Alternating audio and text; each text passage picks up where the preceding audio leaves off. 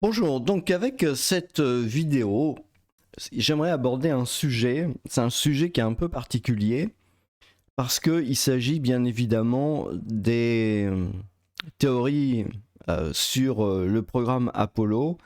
En anglais, les Américains disent fake moon landing, donc le faux atterrissage des missions Apollo. Et c'est un sujet qui a été traité et retraité de nombreuses fois dans le YouTube anglo-saxon, américain bien évidemment, hein, et qui a été un peu abordé sur le YouTube français. Donc j'ai conscience qu'il existe déjà beaucoup de matériel qui ont été publiés sur la question, et donc c'est de ça dont je voudrais parler. Je dois avouer que j'ai eu un peu de mal en me lançant. En fait, ça fait très longtemps que j'ai envie de faire cette vidéo, mais j'ai toujours eu du mal à rentrer dans le sujet parce que il y a beaucoup de choses qui ont été dites, il y a beaucoup de choses qui ont été débunkées, mais il reste quand même des zones d'ombre. Alors, donc, ce qui va m'intéresser, c'est en fait plutôt les zones d'ombre qui perdurent sur ce sujet-là parce que j'ai du mal à me faire vraiment une opinion. Honnêtement, je sais pas trop quoi en penser. Euh, c'est pas de ma faute, c'est de la faute des gouvernements qui ont tout fait. Enfin, je veux dire, voilà, en particulier le gouvernement américain, malheureusement, a tout fait pour devenir absolument plus crédible. Donc quelque part, c'est un peu le retour à l'envoyeur. C'est-à-dire, s'ils ont menti telle année, pourquoi ils n'auraient pas menti des années avant ou pas, ou qu'est-ce? C'est vraiment le problème. Le problème des théories complotistes, c'est qu'elles viennent pas de nulle part. Elles s'appuient vraiment sur le fait que le gouvernement américain et anglais, d'ailleurs, ils ont menti pendant la Seconde Guerre du Golfe. Et ça, c'est quelque chose qui vraiment est resté gravé de manière incroyable. Et je pense que c'est surtout à partir de là, en fait, que le conspirationnisme, quelque part, a commencé à croître. Parce que, évidemment, à partir du moment où un gouvernement commence à perdre la confiance des gens, il a beaucoup de mal, en fait, à la retrouver. Et en fait, les choses apparemment ne font que s'empirer. Donc, le problème de toutes ces histoires, c'est que ça s'appuie pas, enfin, ça arrive pas dans un contexte, on va dire serein, dans un contexte toute chose égale par ailleurs. Même pendant la guerre froide, la confiance dans les gouvernements en tant que tels était beaucoup plus élevée, d'ailleurs, était beaucoup plus élevée que ce qu'on peut constater de nos jours. Euh, disons, ce que raconte un gouvernement après 2003, hein, après ce fameux mensonge, est systématiquement remis en doute. Ça n'avait jamais été le cas auparavant à ce point-là. C'est-à-dire qu'on est vraiment, ces 20 dernières années, la parole publique s'est vraiment dégradée. C'est pas vrai qu'aux États-Unis, hein, c'est évidemment bien entendu vrai encore plus en France, alors qu'il y a eu des déclarations quand même malgré tout officielles comme quoi c'était bien de mentir. Donc voilà, je veux dire quelque part, les, euh, les élites, hein, les élites, faut bien les appeler comme ça, les gens qui sont éduqués, n'ont finalement que préparé le terrain à ces théories-là. Hein, ça vient pas de nulle part. S'il y a des gens qui croient que la Terre est plate, c'est pas parce que ils ont réfléchi et ils ont pensé que la Terre était plate, c'est tout simplement en opposition, en fait, aux entre guillemets sachants qui ont perdu la confiance. C'est plus une opinion politique, la Terre plate, que vraiment une opinion scientifique, enfin, ou qui se voudrait scientifique. Donc voilà, partant de là, la théorie du complot sur le programme Apollo, c'est vrai que c'est un truc qui me pose problème parce qu'il y a clairement des zones d'ombre et c'est difficile en fait de se faire vraiment une idée. Euh, fut une époque je me posais même pas la question. Je me rappelle que ma grand-mère, c'est vous dire, disait que c'était pas vrai. Mais voilà quoi, c'était dans la famille, ça se disait plus pour rire que vraiment autre chose. Mais il faut avouer que depuis quelques années, en fait, bah, moi je doute. Alors, c'est difficile de dire, j'arrive pas à déterminer à quel point je doute en fait. Parce que là, c'est intéressant, hein. Vous avez les arguments invoqués peuvent être divisés en 3 catégories: ceux qui mettent en doute l'authenticité des documents, ceux qui mettent en doute la véracité des missions, ceux qui présentent des mobiles à l'origine d'une telle désinformation. Donc voilà, il y a un certain nombre de points. Donc je vais vous montrer des vidéos. Alors je peux pas les faire jouer, mais je vais vous montrer comment vous pouvez aller les voir si vous ne les connaissez pas déjà. C'est des vidéos qui sont bien évidemment en anglais. Et je vais vous montrer, si vous voulez, pour moi, les points qui sont vraiment les points principaux qui me font douter. Alors, le pire, c'est que je sais pas de quoi je doute. C'est ça qui est terrible. C'est-à-dire que je sais pas si je doute de l'alunissage, si je doute que les supports, les photos, etc. soient authentiques, vrais, etc. Je me dis quelque part que s'il y a eu des falsifications, c'est peut-être pour cacher éventuellement, hein, en parallèle un programme militaire, parce que les États-Unis n'ont pas le droit en fait de mener un programme militaire dans l'espace. Donc peut-être qu'il y a ce genre de points-là. C'est vraiment très, très compliqué. Alors déjà, je voudrais vous montrer une interview. Donc c'est Ajit Gentil, Inside the Biggest Conspiracies of the World. Donc il est reçu sur une chaîne. En fait, c'est le présentateur là qui se trouve à gauche. Il présente en fait une chaîne aux États-Unis qui s'appelle WF Wi-Fi, et où vous avez tout un tas de théories qui débunkent comme ça. Franchement, c'est intéressant. C'est pas quelqu'un qui est zététicien dans les pires sens du terme. Voilà, c'est quelqu'un qui prend les choses et qui raconte des histoires, et quelque part c'est sympathique. Il est même accompagné d'un poisson qui est dans un bocal, c'est aussi marrant. Donc finalement, moi j'aime bien suivre ces émissions, et si vous voulez, donc cette émission là, elle dure pendant à peu près, ah ouais quand même, 3 heures, 3h49, mais vous avez un extrait en fait, on voit le poisson ici, le Ankelfish. Vous avez un extrait en fait sur la partie de l'alunissage. Comment la NASA a-t-elle perdu les enregistrements de l'alunissage? Il parle de la perte des enregistrements, de la perte aussi de la technologie, que comment ça se fait, ils n'arrivaient pas à reproduire la technologie, ils pouvaient pas utiliser la technologie pour aller sur la Lune. C'est vrai que c'est quelque chose quand même qui est assez surprenant. Mais moi, enfin, parmi vraiment les choses qui qui me choquent, à vrai dire, dans cette histoire, déjà, il y a ce sujet-là. Donc, c'est pas lié directement à l'alunissage, mais c'est lié à une conférence de presse qui a été tenue par les trois astronautes. L'alunissage de Apollo 11, canular ou histoire, analyse du langage corporel. Donc, c'est sur la chaîne Dr. G Explains. Voilà, c'est une chaîne, hein, Dr. G Explains. Vous cherchez ça et vous allez trouver en fait le truc. Alors, je vous dis tout de suite, hein, c'est pas quelqu'un qui cherche vraiment tellement les poux dans la tête, hein. Il a plus beaucoup de cheveux d'ailleurs. Mais c'est quelqu'un qui essaye d'analyser tout simplement l'étude du langage.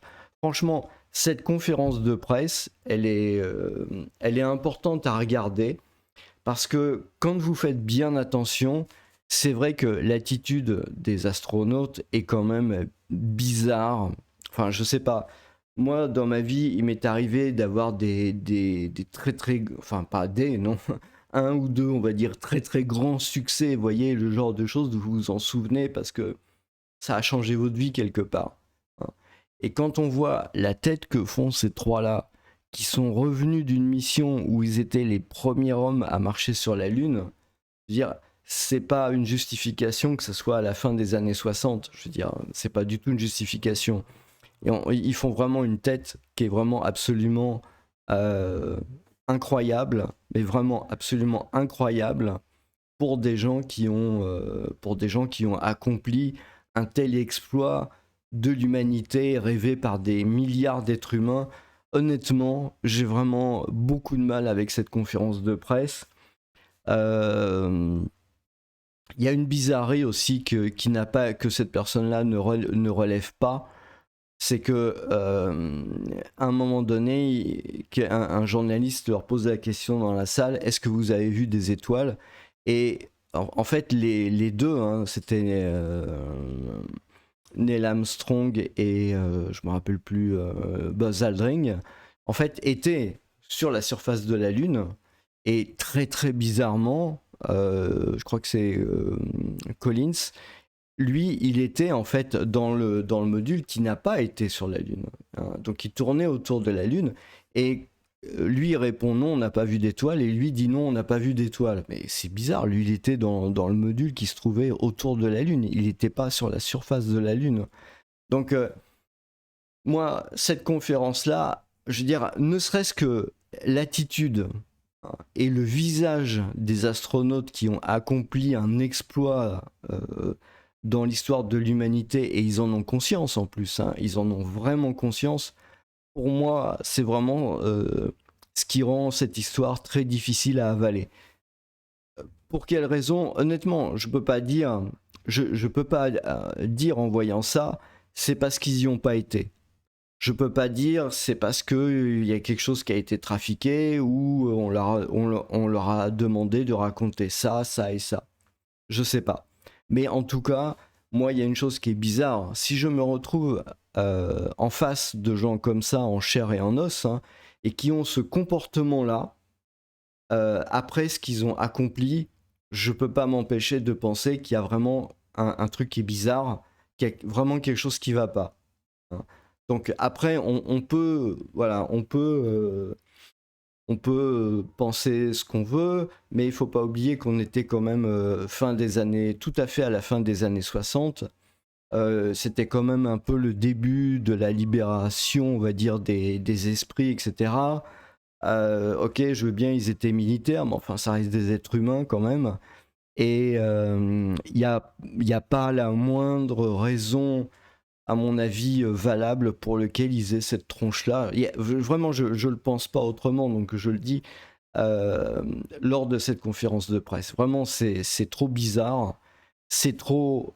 Ça n'a rien à voir avec en fait ce qu'ils ont vécu. Enfin, je veux dire, ça c'est vraiment vraiment incroyable. Moi personnellement,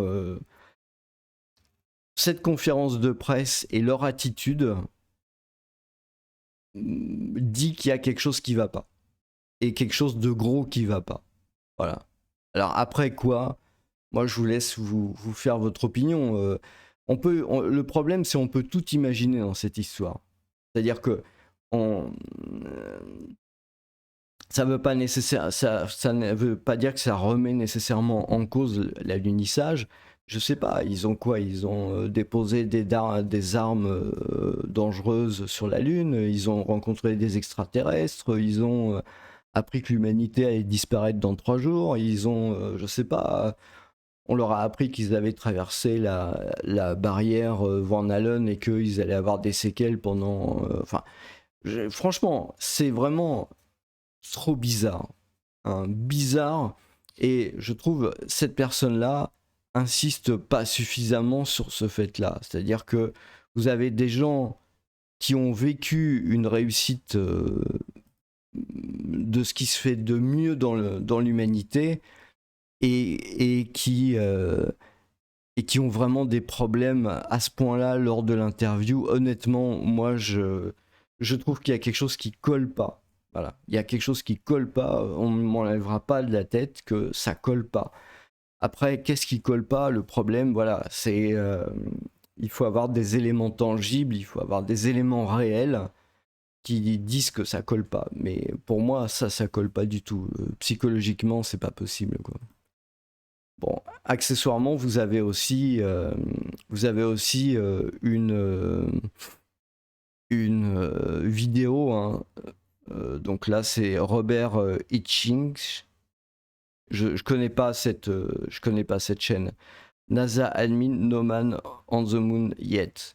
Alors, donc c'est dans cette vidéo, on peut voir un ingénieur qui en fait parle de la mission Artemis, donc de la future mission Artemis, et qui explique, hein, la force schéma à l'appui qu'ils n'ont pas la technologie en fait pour passer à travers la ceinture de Van Allen, qui est une ceinture de radiation extrêmement dangereuse, et que c'est quelque chose qui est à mettre au point. Donc les gens qui pensent qu'il n'y a pas eu d'alunissage, bah, utilisent cet argument pour dire voilà, on ne sait pas le faire maintenant, comment on pouvait le savoir en 1969 avec la technologie de l'époque. Un autre point, c'est lors d'une interview, bah, en fait c'est la même vidéo en fait, donc vous pouvez aller voir ça, hein. Vous avez deux astronautes qui parlent et à un moment donné vous avez l'astronaute qui est en rouge qui explique que peut-être un jour on pourra sortir de l'orbite terrestre et aller visiter des planètes comme la Lune, Mars, etc. Donc voilà, ça fait un peu bizarre dans l'interview, mais voilà, c'est aussi c'est les gens qui parlent de donc du fake moon landing, hein, eh bien se précipitent là-dessus pour dire que voilà, à la NASA en fait tout le monde le sait. Bon maintenant. Euh, Maintenant, moi, je pense vraiment que il y a quelque chose lors de la conférence de presse. Pour moi, ça, c'est vraiment le truc. Donc, ça vaut le coup de voir, hein, je pense qu'il y a la traduction, hein, vous pouvez mettre la traduction en français là-dessus. Mais si vous voulez, c'est pas possible. Rappelez-vous dans votre vie, hein, la plus belle réussite que vous ayez eue. Vous aviez la banane, hein, pendant des jours, vous étiez sur un petit nuage, voilà, tout était cool, tout était sympa et tout ça, machin. Et là, vous avez trois hommes euh, qui ont vraiment l'air dans une situation abominable, quoi. Je veux dire, euh, je comprends pas. Personnellement, je comprends pas. Je pense vraiment que cette interview, euh, en fait, plus je la regarde, j'y avais pas fait tellement attention avant, mais c'est vrai qu'avec la pandémie, on reste plus chez soi, donc j'ai eu l'occasion à ce moment-là de revoir un peu ces vieilles vidéos, parce que moi j'aime bien la conquête spatiale, mais c'est vrai que le, le- le- leur embarras, on va dire, leur stress, parce que cette personne-là parle d'embarras, de stress, etc., c'est vraiment pas du tout euh, à la hauteur de l'événement. Mais alors pas du tout. Et le pire, c'est que les trois sont dans la même situation. Enfin, je veux dire, ils font tous la tronche pendant toute l'interview. Il y en a peut-être un ou deux à un moment donné qui fait un petit sourire. Mais déjà, on sent que c'est forcé. Et d'autre part, c'est trop bizarre, quoi. Vraiment, je pense que il y a quelque chose qui va pas. Il y a vraiment quelque chose qui va pas. Ah. Et donc, mais je pourrais pas en dire plus parce que pour tout le reste, je sais pas. Il y a beaucoup de choses qui ont été débunkées sur les problématiques physiques, on va dire.